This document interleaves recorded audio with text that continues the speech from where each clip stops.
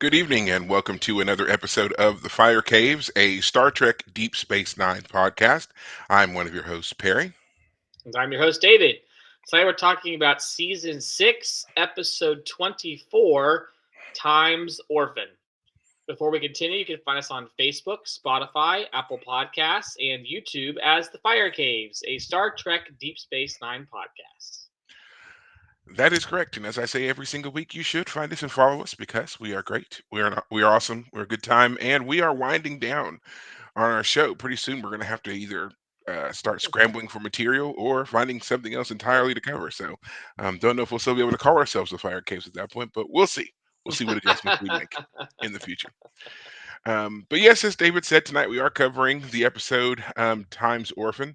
And an unusual episode, to say the least. This Yes. one makes me think more TNG vibes. Like if there was ever an episode in the season that would have fit better with or fit into the TNG zeitgeist, this episode is it. We get to focus on the O'Briens, a couple that we haven't seen in quite some time, and we get some unexpected kind of couple information from some of the others in our group here, Jadzia and Worf, and Odo and Kira as well. So, yeah, a unique episode. I really, it's one of those that I don't think I enjoyed the first time around, but now that I've seen it again, and it's probably the first time I've watched it in several years, found new things to enjoy about this episode. So, Yeah. and David, as a first time viewer, I hope that you did find things to enjoy about it as well. You weren't just rolling your eyes, being like, can we get to the war already? I know it's coming. Can we hurry this up? Yeah. Yeah, for sure. I I will say that before we get to the recap, it has been a little while since we've gotten to some of the more hardcore aspects of the war. Yes, we've recaptured the station, and there have been some skirmishes, but it does feel like the war has taken a little bit of a backseat. But Yeah, I know the finale of the season's coming up, and that's going to be a big deal. So only two more yeah, episodes to go after this. absolutely. Well, before we dive into the episode, of course, I like to give us a chance to recap our weeks and give us a chance to catch up because sometimes we go a while before we speak to each other, unless typically it's me messaging you about some inane thing that I came across in the week that I just had to let out. So, but yes, how has your week been? Week's been good. My former roommate was in town for several days. So it was nice to have him here. It's funny, the couch that he slept on was the same couch he had originally bought, and then I bought it from him when I took over. Like he moved out, so he didn't take all his furniture with him. So I bought off the old furniture from him. So that was the couch he'd had. So that couch probably has about 10 years of history to it already. A number of people have slept on it. It's a pretty comfy couch. So I think it is. I think I'm noticing that it probably has to be replaced at some point. There's something about one of those central uh, support bars that I think is given out finally, Mhm. which is sad because it's a great couch. I really like that one. Um, yeah, it was fun having him in town. Work was kind of the same.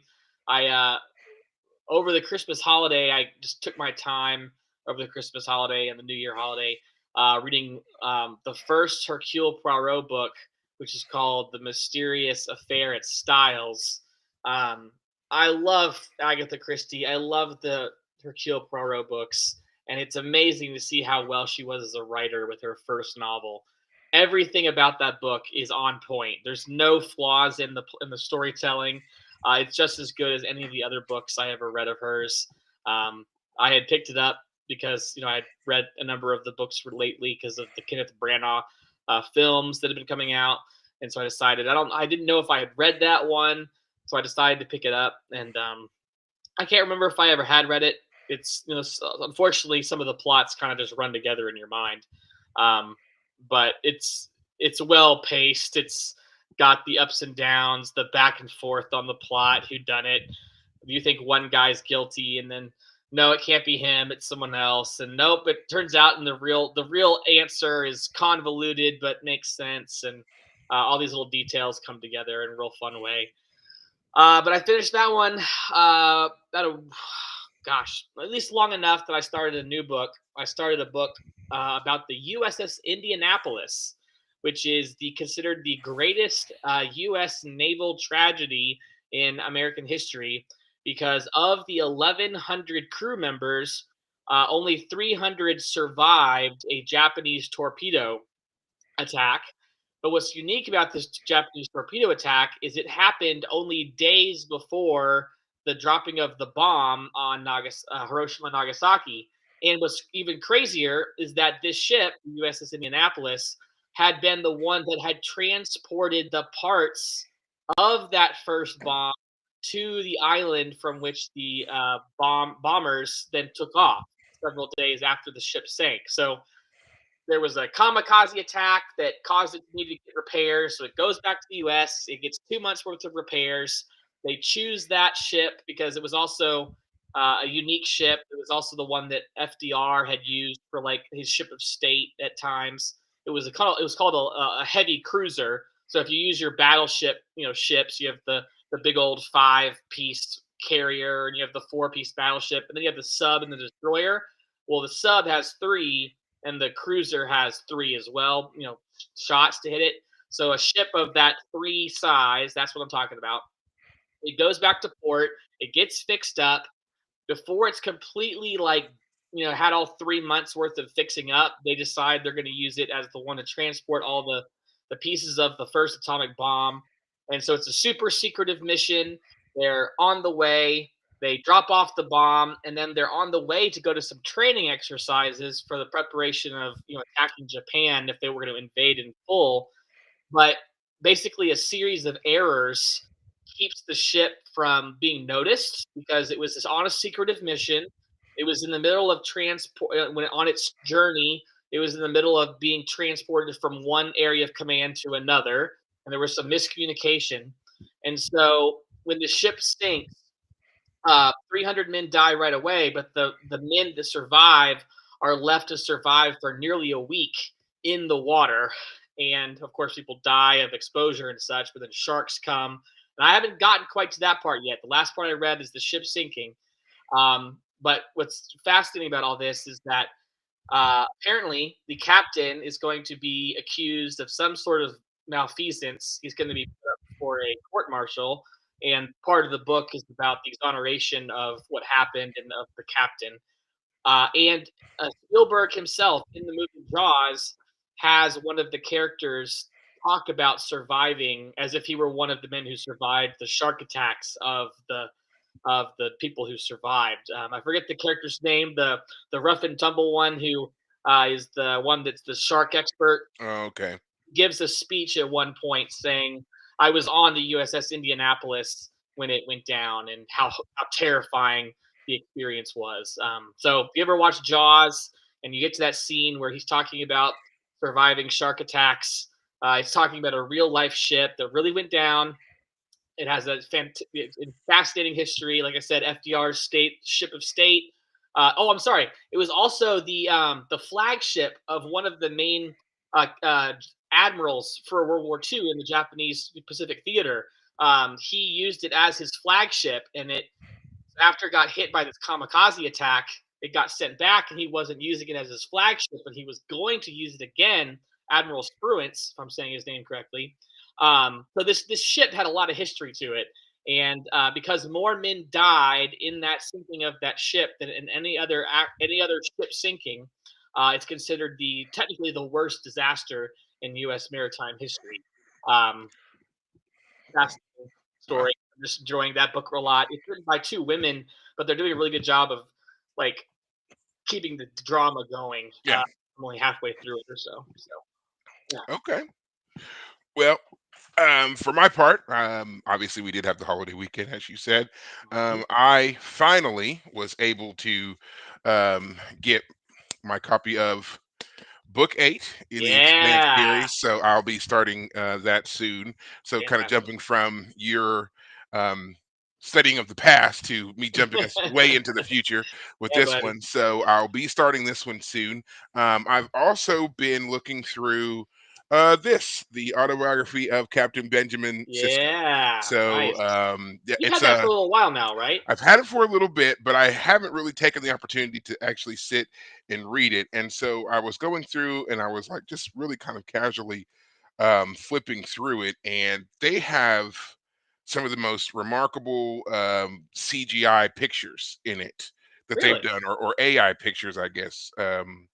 And I wanted to just show a couple of those off. So, like for example, they've got this one here, which is young Cisco and family, you know, and Yeah. then they've got like just so many of them. Like here is this is supposed to be Cisco, Ensign Cisco, when he Wow. was in Starfleet, That just coming looks. in. I can believe that picture.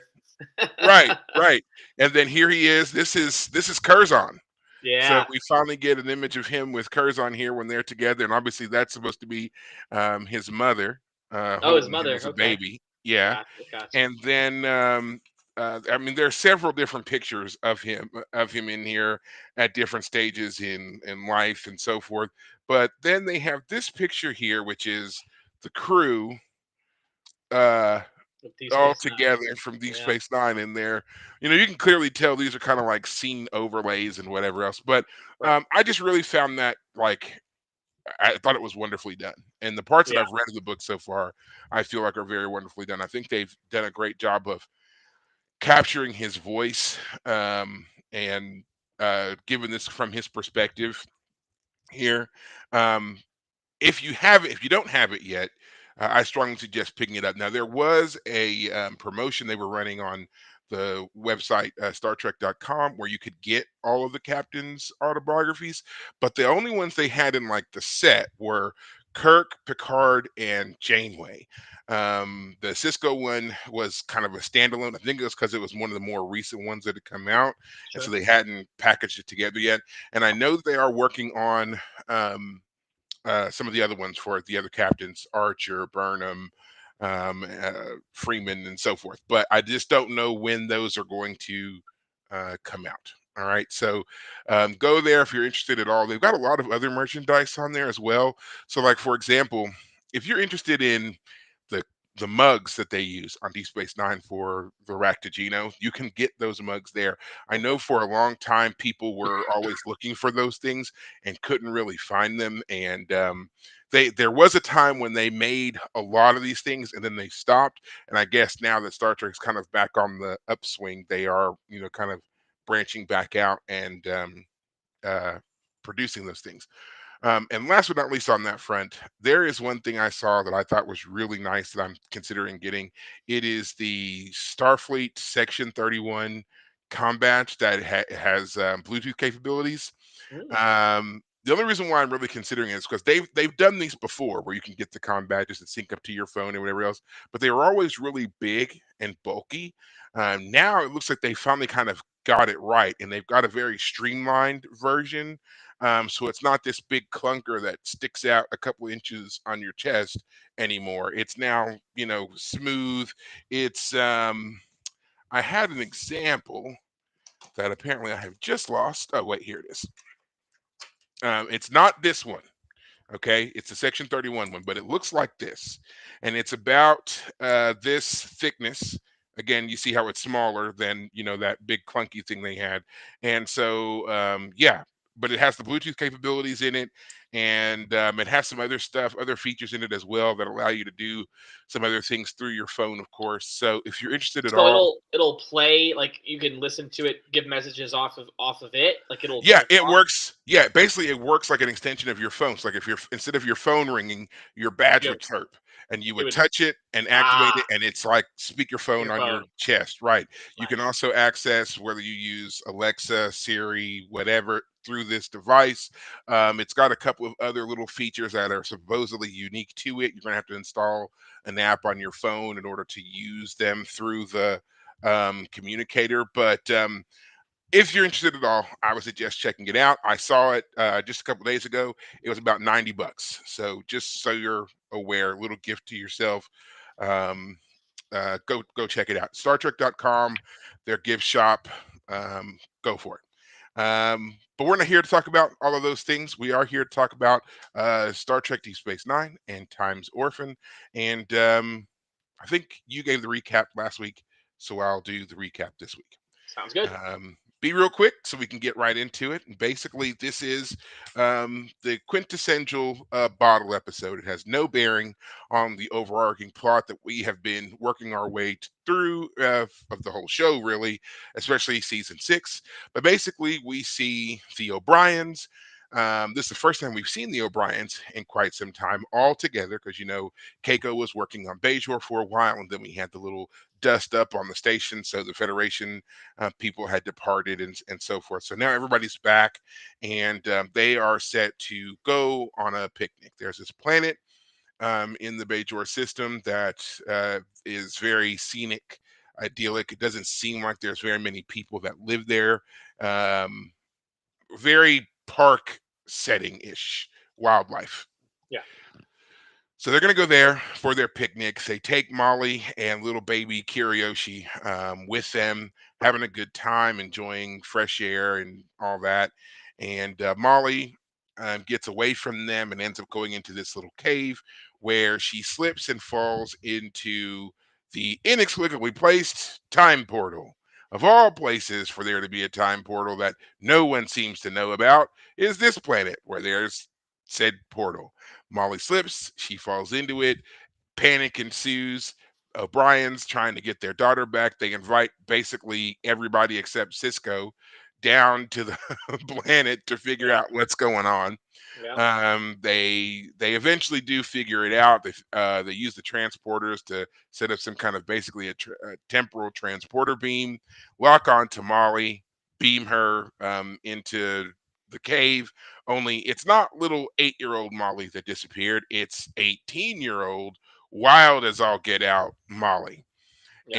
and she doesn't recognize them. She lashes out at them, and they end up sedating her and taking her back to the station, where upon running scans and stuff, they realize again she's been gone. This Molly is 10 years older than the one that they lost. Her speech and development has obviously been severely stunted because, again, when she went missing, she was 8, so she doesn't really have the kind of skills you would expect. They set up a temporary habitat area for her in one of the cargo bays in order to kind of help readjust her to civilized life.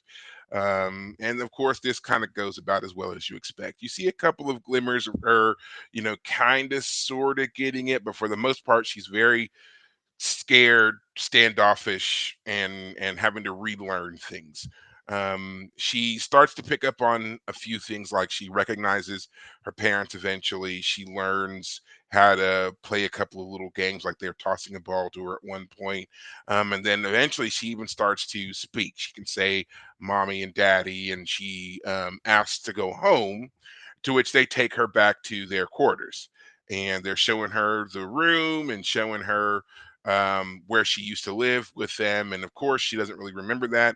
To her, home is the planet where she had been living for 10 years.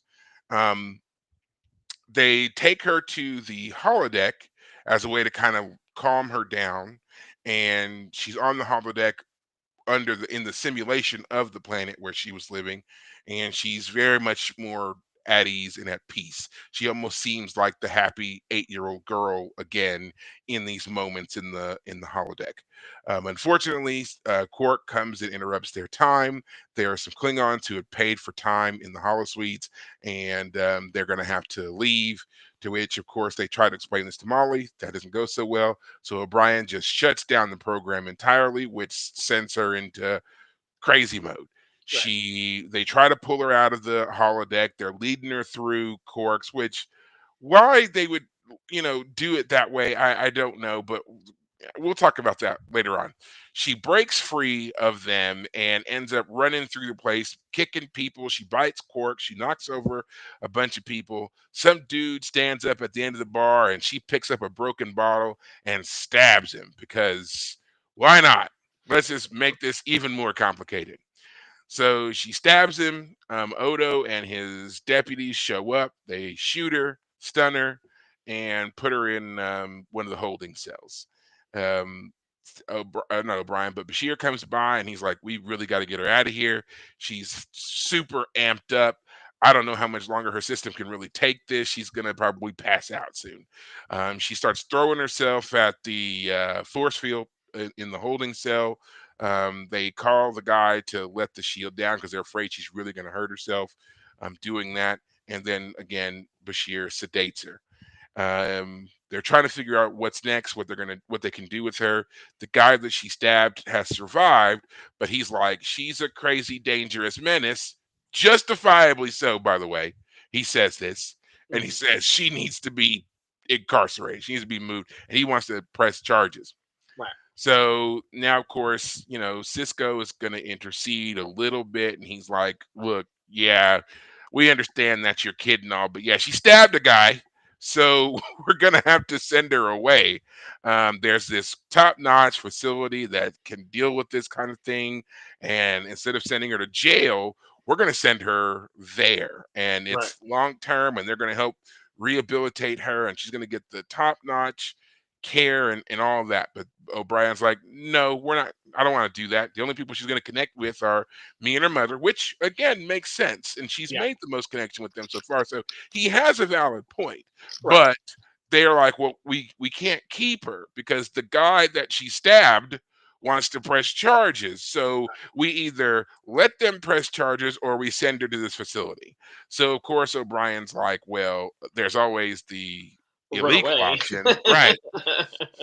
So he starts hatching a scheme to get them off the station. He doesn't want to tell Keiko at first, but of course, Keiko, being his wife, really, really knows him, recognizes that he's planning something, and she forces him to tell her. He Mhm. does tell her his plan, and they enact said plan, which has got to be like the lamest attempt ever. I don't know if they just didn't have time to show it or what, but Mhm. it just really was a letdown for me personally of this very direct plan. Go in, knock the dude out and take her to a runabout. Like, where's the, sensor shadows? Where's the putting the security system into some kind of weird diagnostics mode? Where's the, cycling of the transporter to where we're going to go to, they think we're going to transporter pad C, but we really went to runabout pad A and all of that. That's what I want, Chief. To which, Odo kind of blasts the Chief on this too when he shows up and he's like, if anybody could have got someone off the station without tripping an alarm, it should have been you, Chief. I'm like, duh, yeah, it should have. We had to have But Odo have a moment in this episode. right, right. So Odo shows that he does have a heart beneath all that, melting goo, and he lets them go.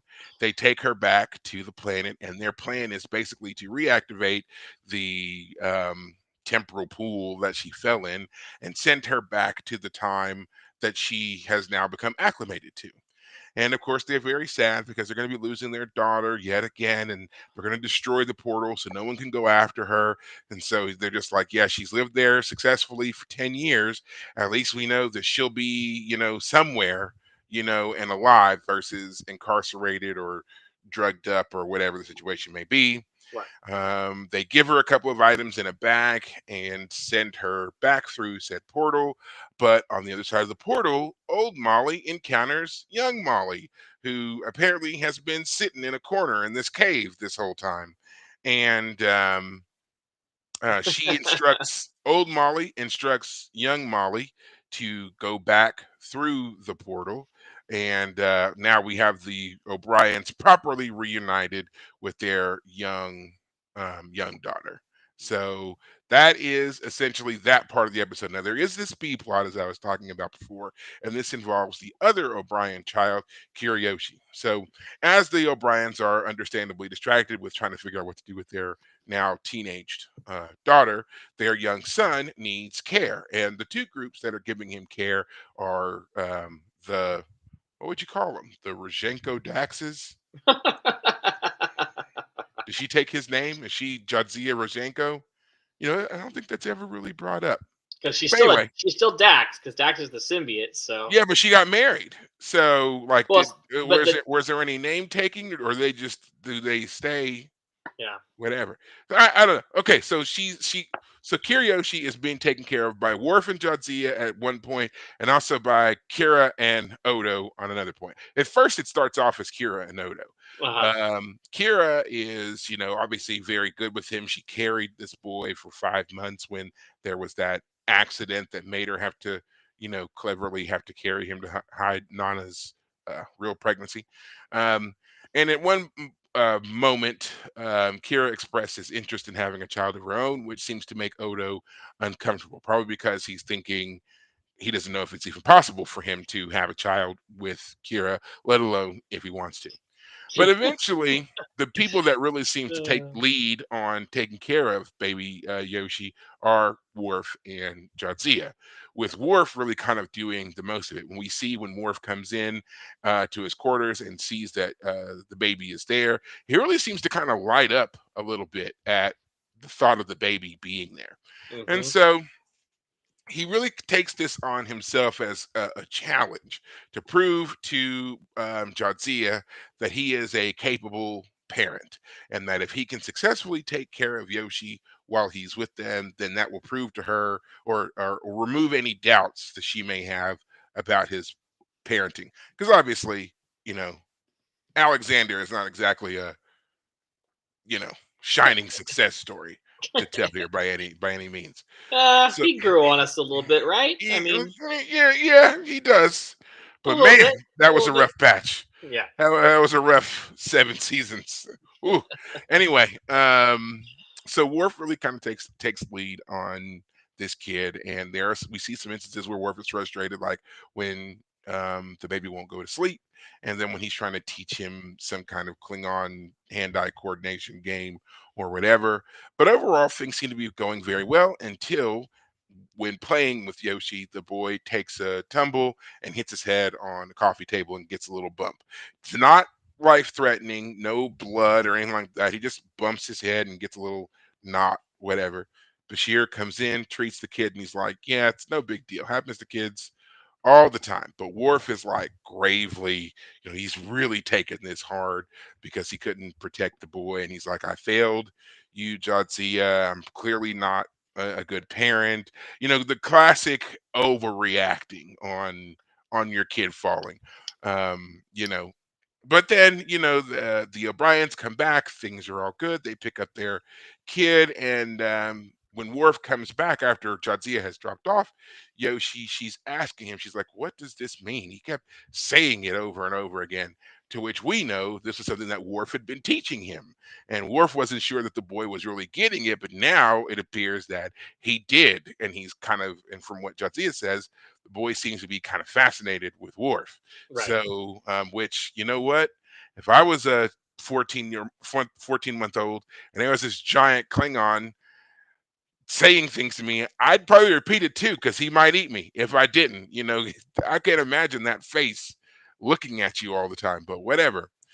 So it seems like the Worf has made a very positive impact on Yoshi, which also seems to make Jadzia quite happy, which is what Worf wanted all along. So now it seems like they're intimating that these two may be planning to have a child. They're That gonna have a is, long and healthy relationship with which to make that child, right?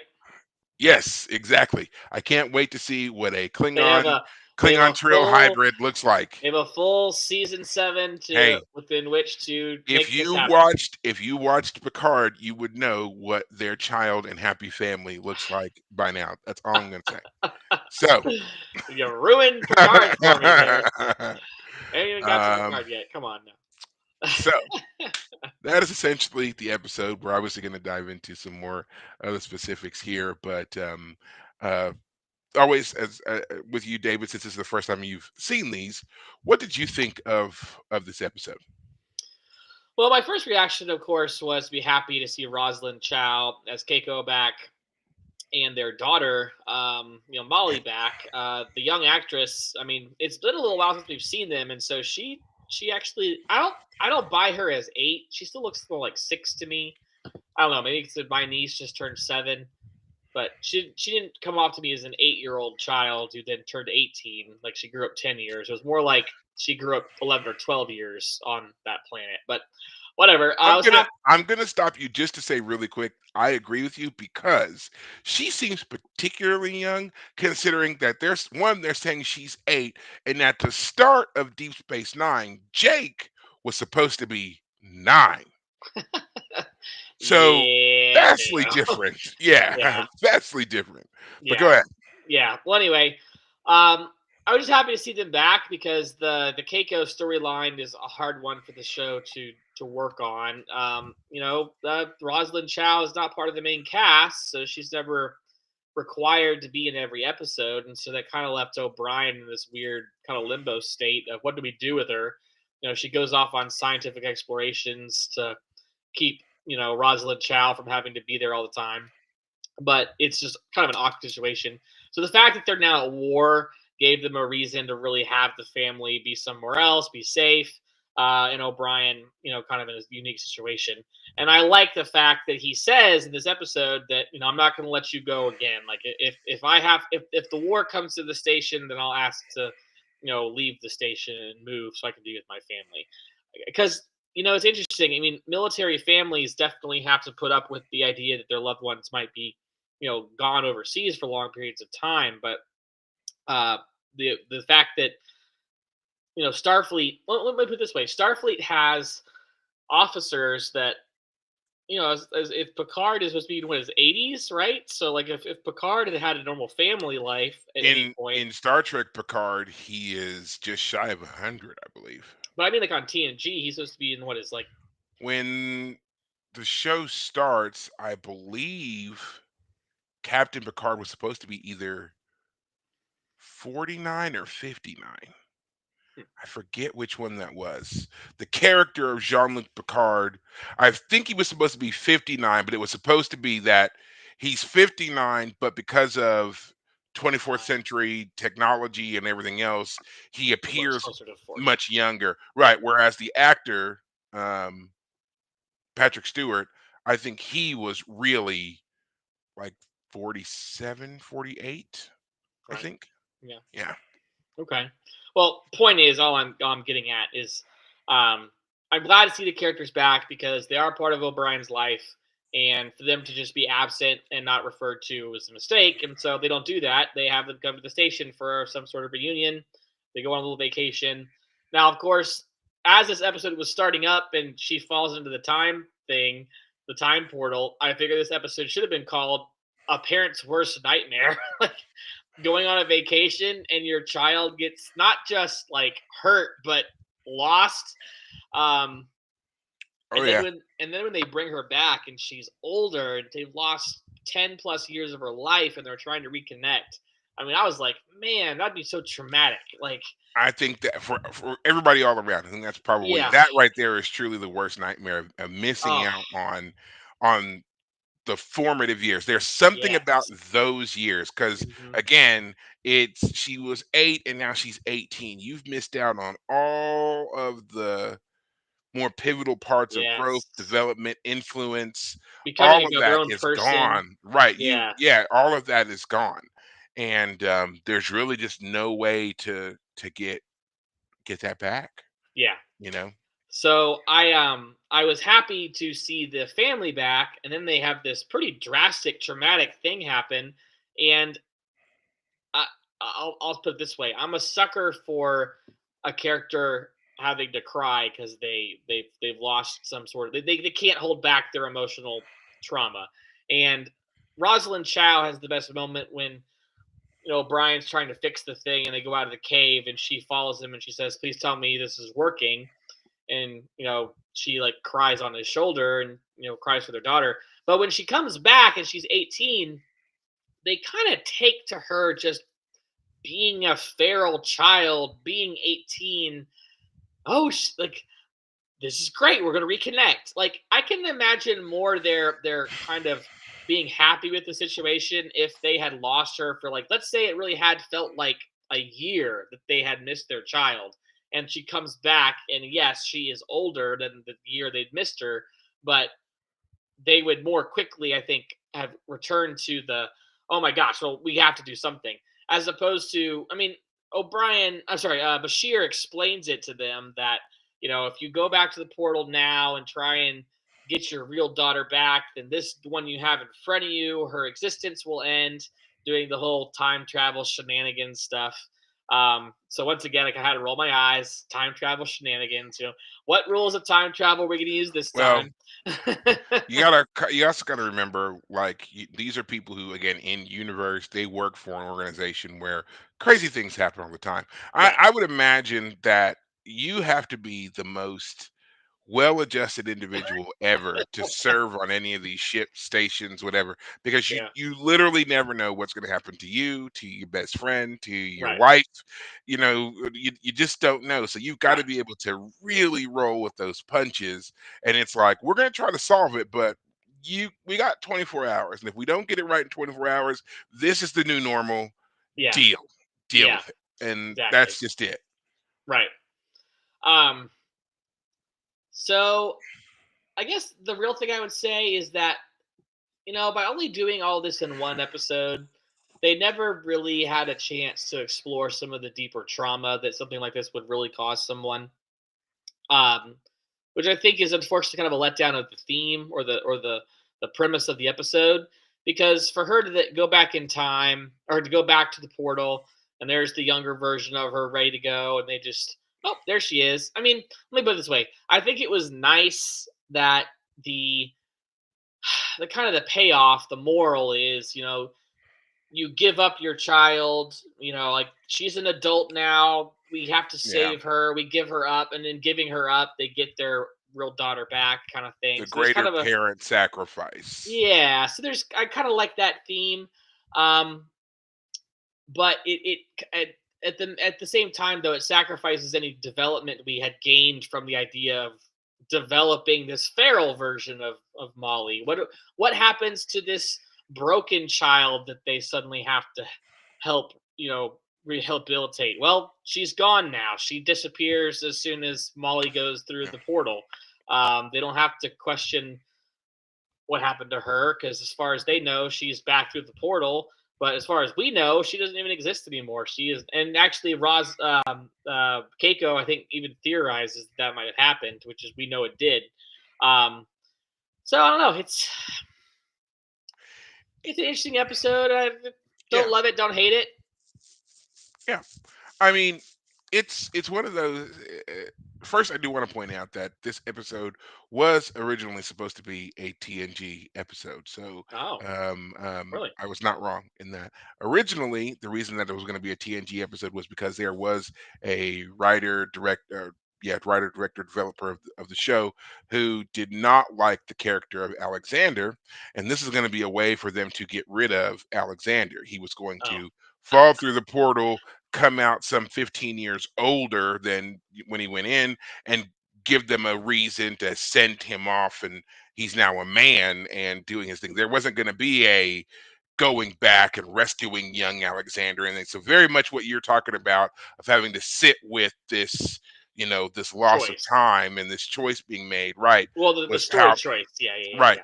But two things were against him in that. One, they really didn't like the idea of effectively killing off a young character like that, and how much that would have really kind of stigmatized Worf. Although I feel like it would have made us a bit more understanding of Worf and his overall lack of parenting with Alexander, had Alexander now been, a grown man that he had to deal with versus Right, the small child. I right. think that would have been better.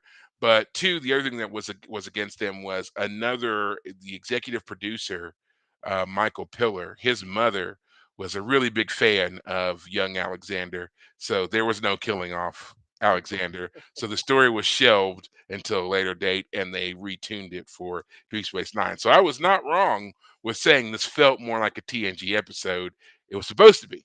So Yeah, it there you go. certainly kind of makes sense that, like, where is this planet coming from all of a sudden? It's a Bajoran adjacent planet we've never heard of, Yeah, with heretofore technology. unmentioned planet with Yeah, weird and technology technology on from it a civilization that disappeared 2,000 years ago.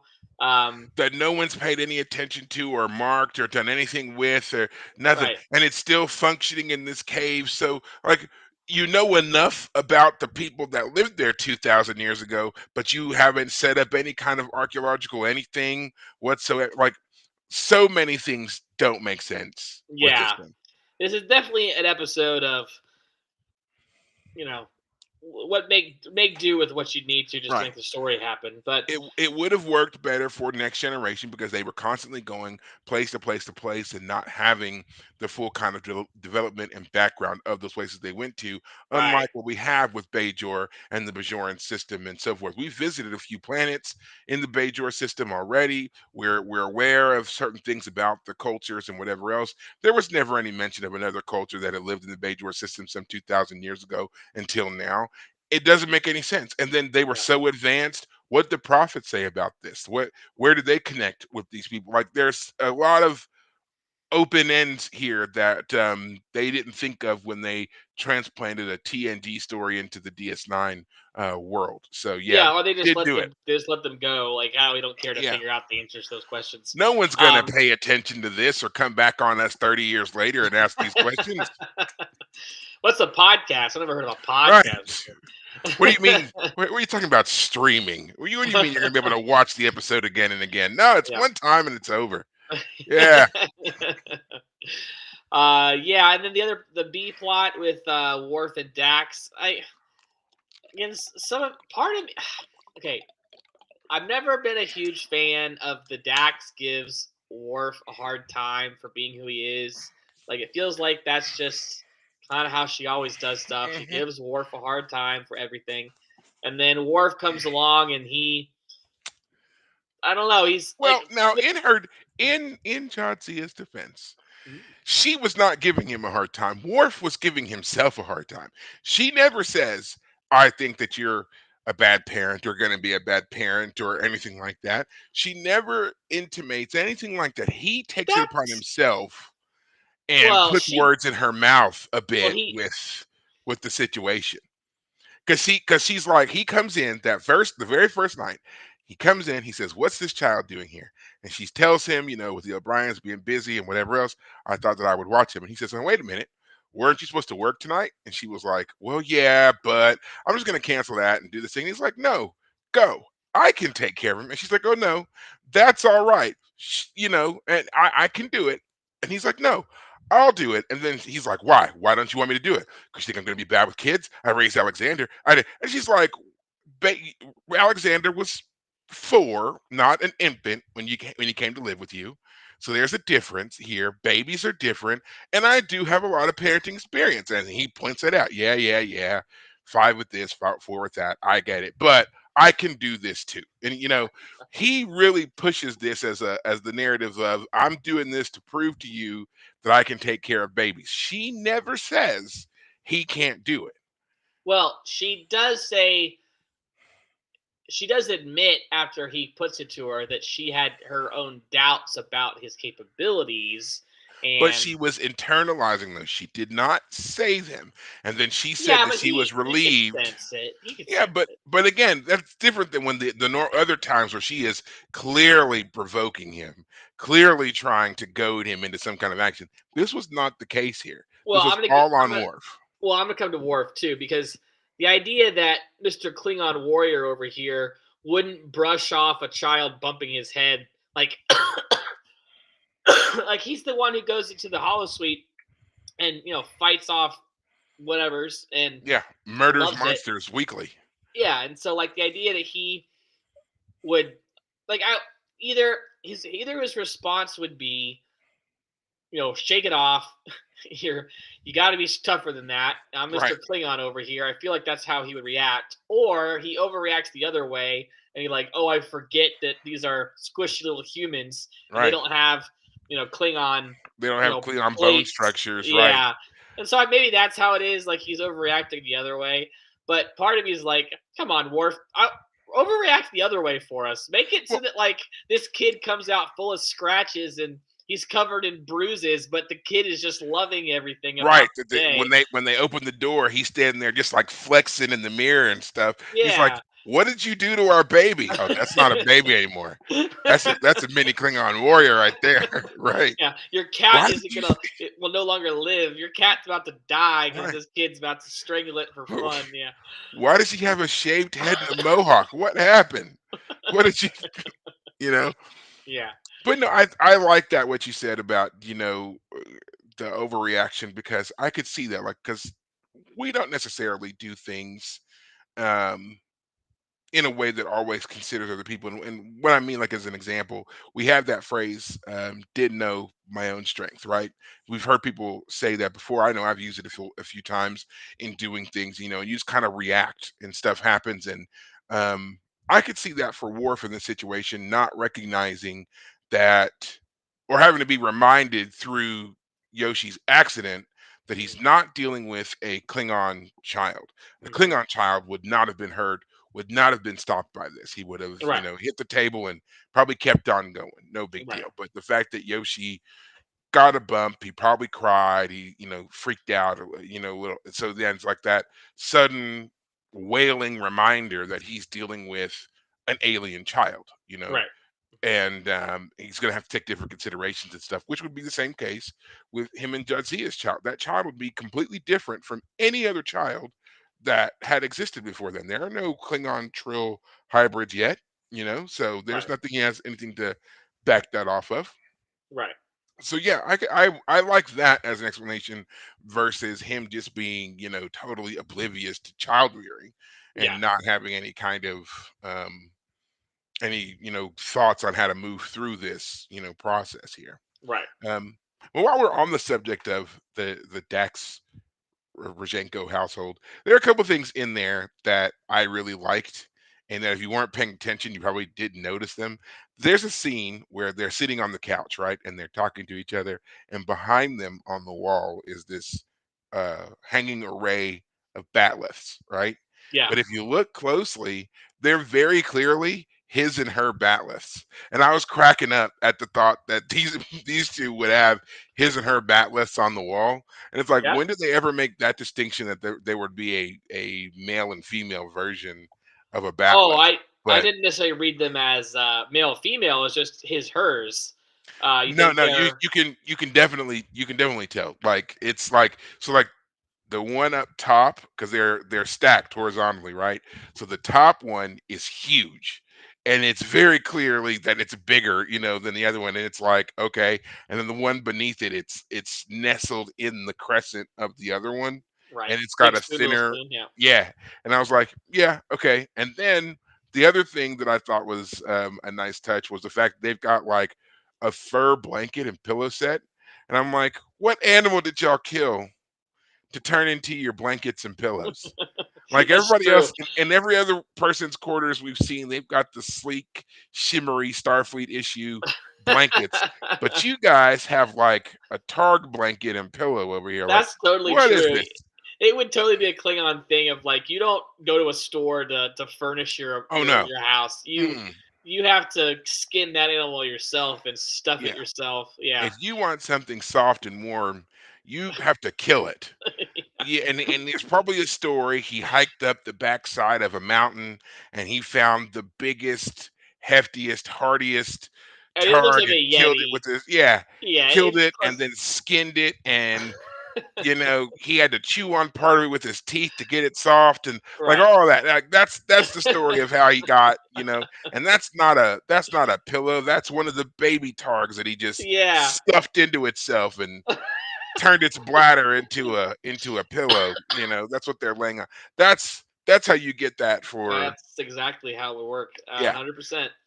But I love those little touches in there. And then there's like, um by the door when they first walk in, also an array of various knives and daggers and stuff right there, prime Right. by the door.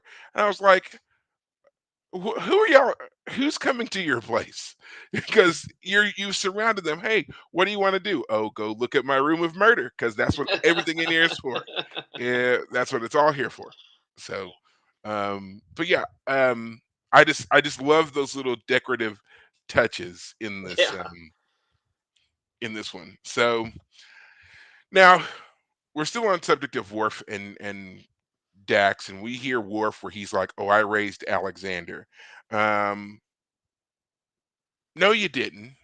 I wanted Yeah. to say your Yeah. parents did. Yeah. You kind of they gave Alexander the foundation, and then you Yeah. took over. And even before that, he was with Kalar. Yeah. So you Poor didn't Worf. raise Alexander. Yeah. And even when Alexander came to live with you, like Deanna Troy had a huge, huge impact on how you raised I that boy.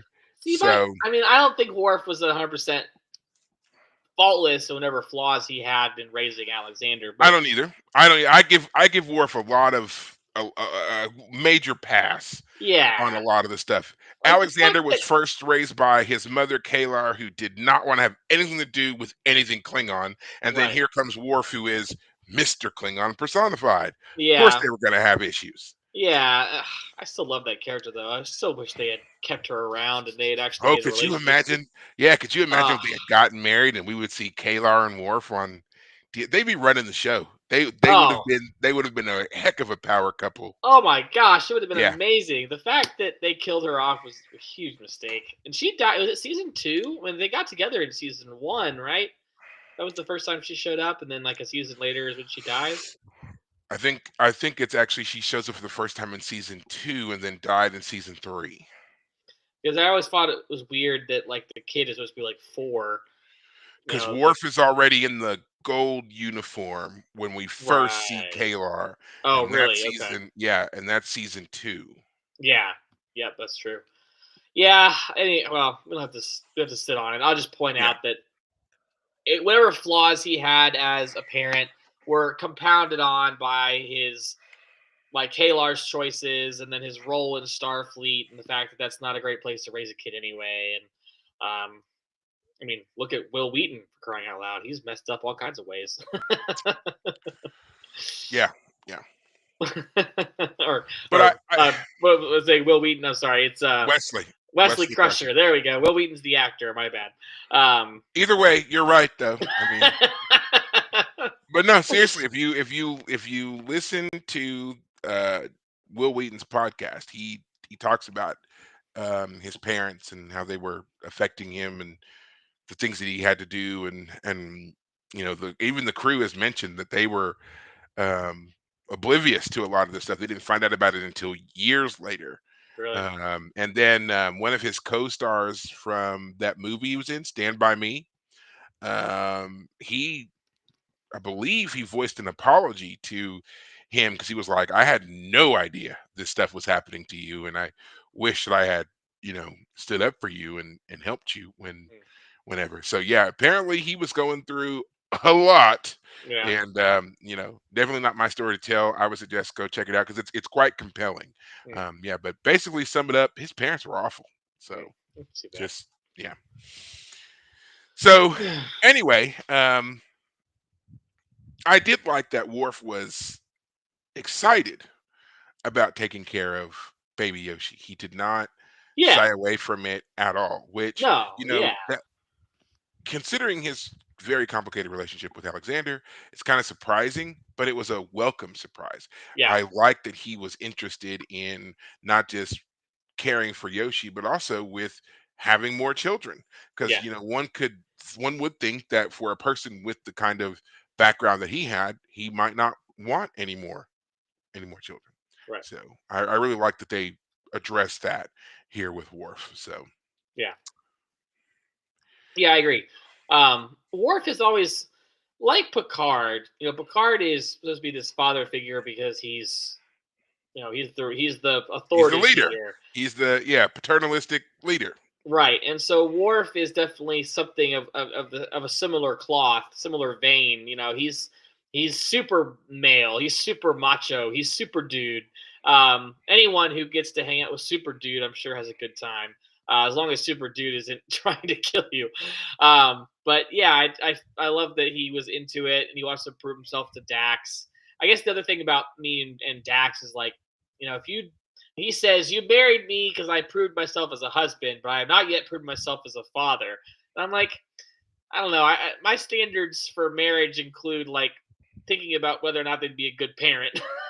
Like Well, but at the same time, some people don't necessarily think about having children. Like that might fair not have been enough. something. I'm Yeah. just pointing out that I don't know. While it's true that not everyone does, I think it should be something you think about. And Dax isn't stupid.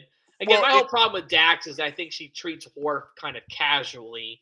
He's he's a fun little thing that she has going because she's already lived through 9 lives, and here's another the one she's going through.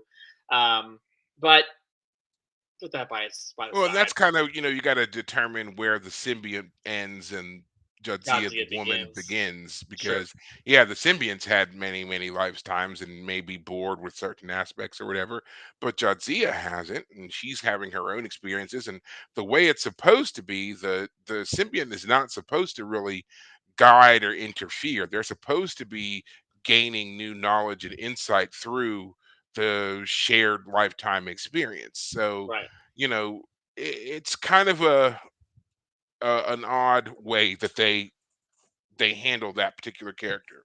Um, Now, I want to switch tack a bit, and I want to talk about back to Molly and Pharaoh Molly, as she was called here in our chat. Um, they use certain things to reconnect with Molly. They bring her doll. Hmm. They The tried the balls. bracelet thing. They played the balls. She's brushing her hair. Bring her to the quarters to show her things. So obviously they're trying to associate her with what would have been her earliest memories of herself, of her childhood, of being with them. And since we do a lot of, book reviews, book sharing, and things like that, thought it'd be fun to ask if there was one book or one book series that you could identify from your childhood. Like if something happened to you and someone was like, what can we give David to remind David of David from his Right. childhood? What book? Again, it has to be a book though. Book or book series, what would it be? Um, well, it depends on how young you want to go, I guess. One of them would have been a We'll kind make of an it the same age. Let's say between the ages of 8 and 10. so Chronicles of Narnia are definitely standouts, but if you wanted to get real personal and like outside the box, like no one but my parents would know, the Boxcar Children mystery books. Um, the Solid answer. Okay, I'm Solid glad answer. you know those. Okay. Yes, I do. Yeah.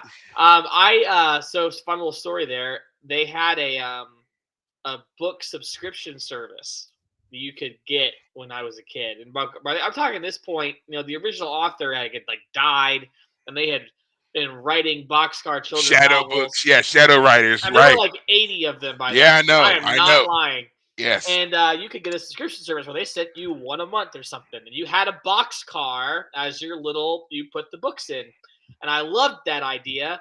It was my idea, and I had the subscription. I had the box car. I remember at some point my parents being like, "All right, we're done."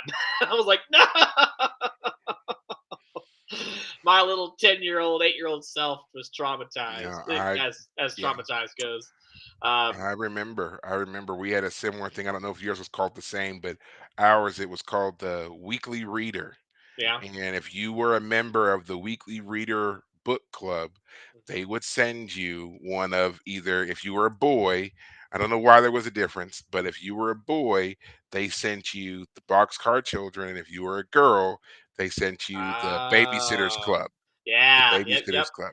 Yep. Those are the two that, and they filtered out, I'm one of four. I've got three sisters, and those two book chains were in and around our place all the time. Yeah. Yeah. So All the right. Weekly Reader Yeah, was, you man. had to be a member of their club, and every month they would send you one. You and just the one. And I used to get so mad because those books were not that big.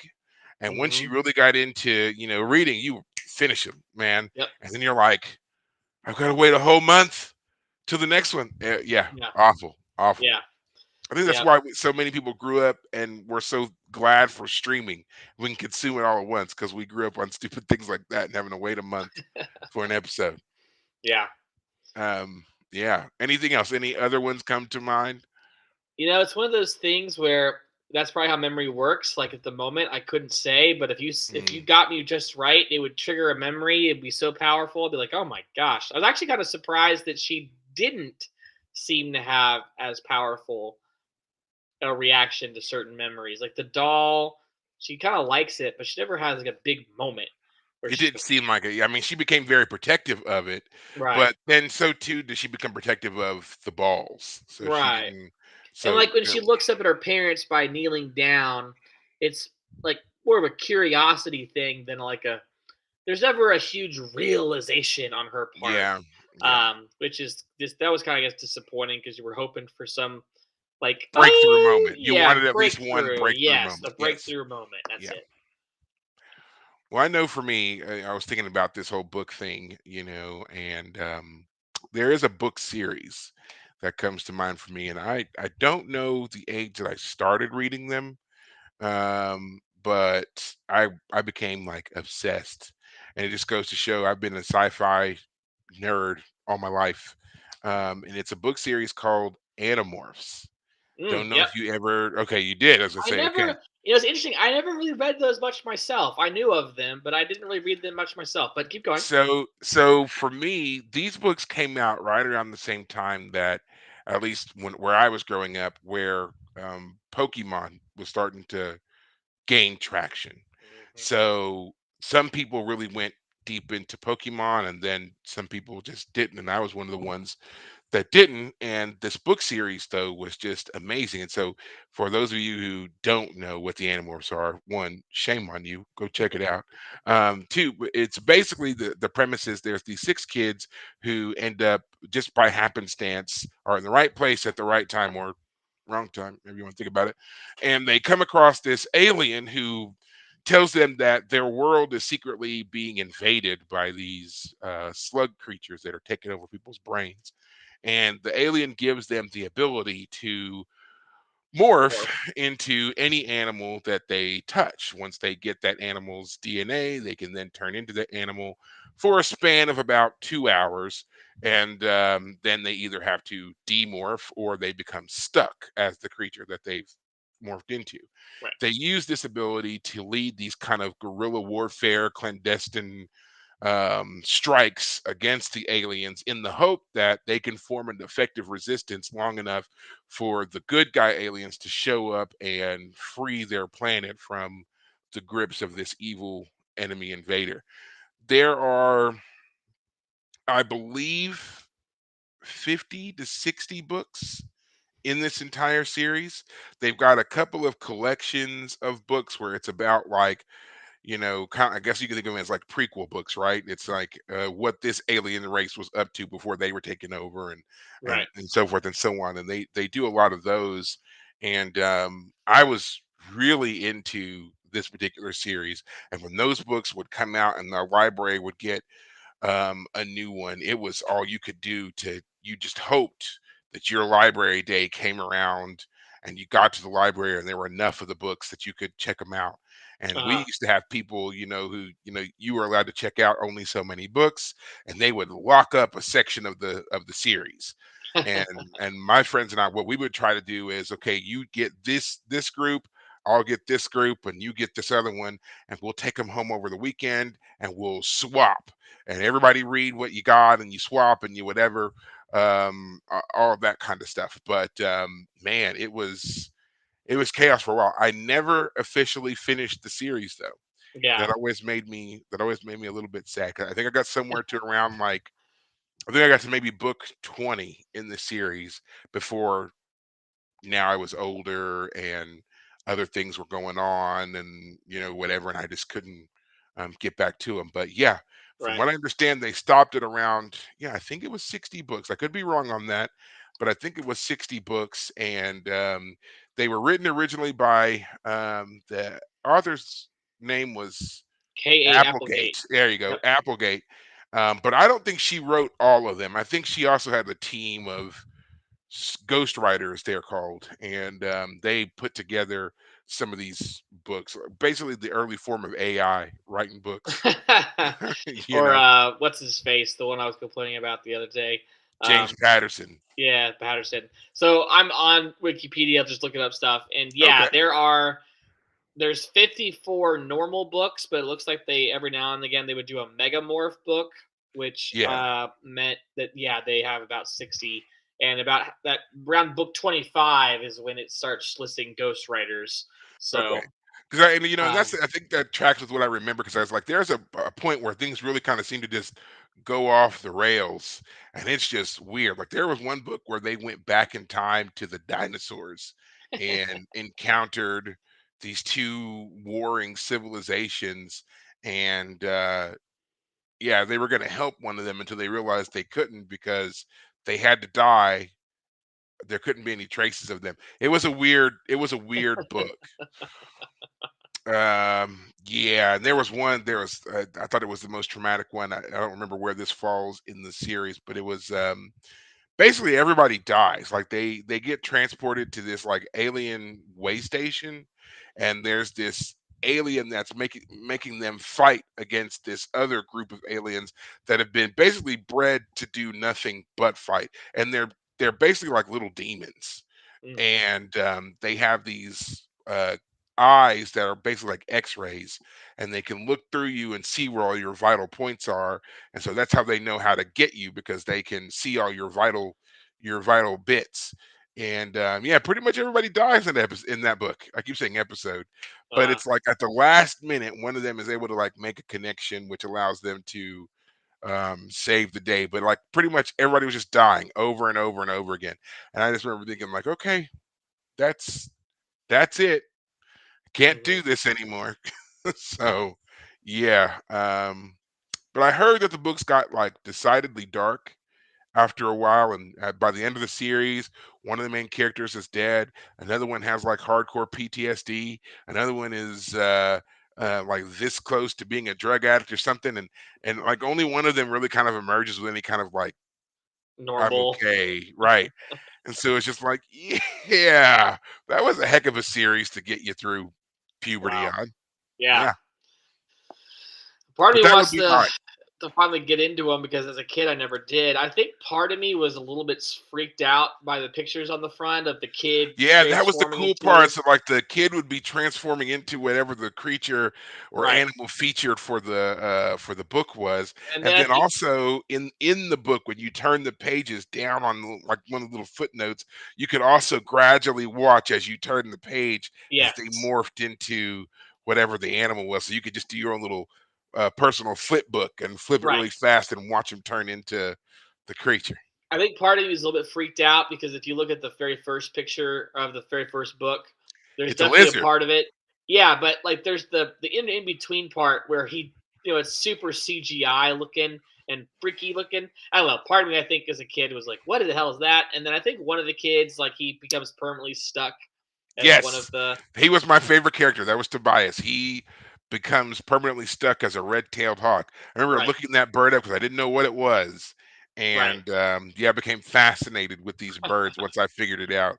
But yeah, he does become stuck as a hawk and ends right. up going kind of native in one of the books. Like eventually, he just kind of gives up on even attempting to hold on to being human and just goes and like lives in a tree in the woods and stuff. And right. yeah, he's just and there's like a whole book that's all about him like Just battling between being a bird and being a human. wow. So, yeah, it's like I said, they were weird. They were extreme. So, but Right. I've been looking for them because I've thought about going through the series and kind of finding my place and picking up where I left off and finally finishing them. There I did read one of the collections of the Megamorphs. It featured there were these aliens, the Hork something. They were basically giant walking razor blades, but their book was very interesting. They were a very peaceful tree dwelling culture that eventually gets taken over. It was quite the compelling book, if I remember correctly. So, yeah, might go back Mhm. and read all those. Yeah, man. So much reading to do, and I like that because I I think that we don't read enough. People don't read enough. Yeah, I almost bought more books today at the bookstore because part of my Christmas gift was a gift card to Barnes and Noble, and I was Mhm. like, I want to. I mean, there's some stuff I definitely want, and I had it out in my hands. I was ready to walk up to it, and I was like, you know what? This gift card is worth $25, but I have like $100 worth of books right here, and I don't need these books. These are just something I want. So I exerted some self control today and put them back. I was like, Well, "Oh, next time, next time." Yeah, next time. Yeah, I am fine Amazon with that one Amazon will too. get you. Amazon will get you because it'll be Uh, like, up, we have a sale going on. You can get like 4 books for $30. uh, I'm just like, mm, uh, right. Should I not? And then they look so good, and then it's like, oh, it's gonna be a part of this show that sounds really good, and you're gonna wanna, watch the show, so you might as well read the book. And that's what gets me more than anything mm, else. mhm, And mhm. so I'm like, yeah, y'all know me. This Yep, algorithm sucks. yep, So, yeah. well, I think that's gonna pretty much do it for us on this episode. Any final thoughts on Time's Orphan? No, I mean I see on Wikipedia that people who binge watch or recommend binge watching seasons or episodes say you could skip this one as a part of a you know Yeah. Yeah, I smaller. mean, It's not an essential episode, like you said. When we started. You can skip this one if you want to stick with the main story. So yeah, yeah, I mean, it's like I said, it has nothing to do with the overall, story arc that we've been on here. So it's understandable if people feel like they want to skip it. But if you're looking for an episode that deals with, family and parenting and sacrifice, this would be a good one for that. But again, I don't know anybody who really goes around looking for those particular uh things in a show. So but all right. In other news, the Star Trek Section 31 movie comes out January 24th. It will be a Paramount Plus exclusive. So if you want to watch it, you're going to have to get Paramount Plus to do so.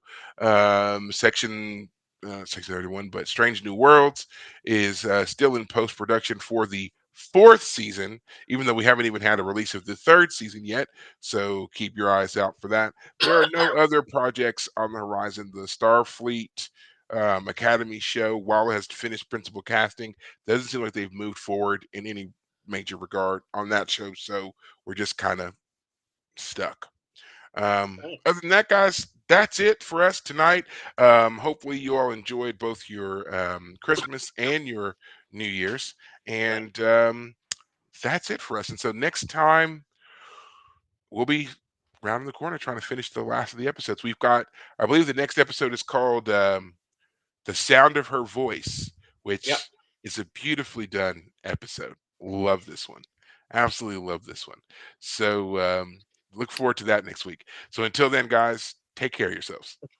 All right. Thanks, guys.